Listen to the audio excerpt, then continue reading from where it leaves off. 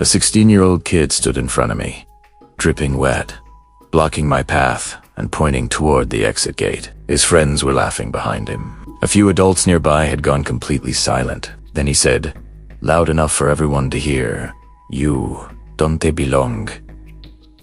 Leave the pool. Now."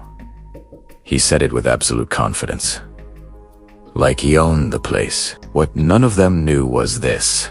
We were standing on my land, and in 90 days, this entire pool would no longer exist. Now, before anyone jumps to conclusions, let me explain how we even got to this point, because this wasn't some random argument at a swimming pool. This was the result of months of entitlement, harassment, and one HOA president who truly believed rules mattered more than reality.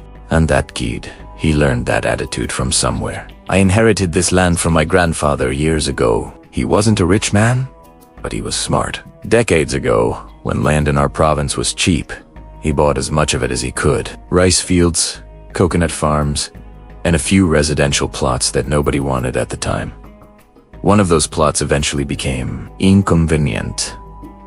A developer bought all the surrounding land and built a gated subdivision around my grandfather's property. Everyone tried to buy him out.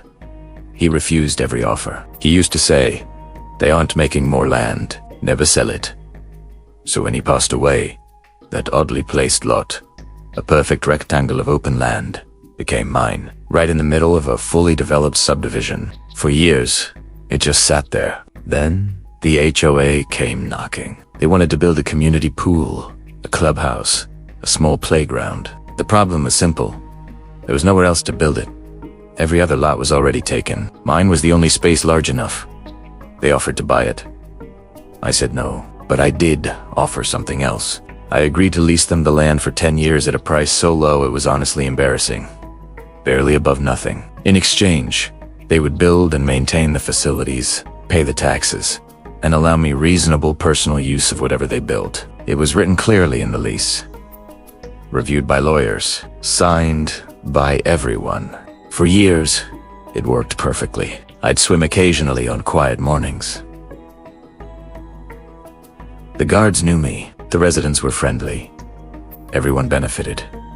Property values went up. Kids had a pool. Elderly residents had a place to exercise. Then a new family moved in, and everything changed. The mother got involved in the HOA almost immediately. Within 6 months, she was president. No one really knew how it happened.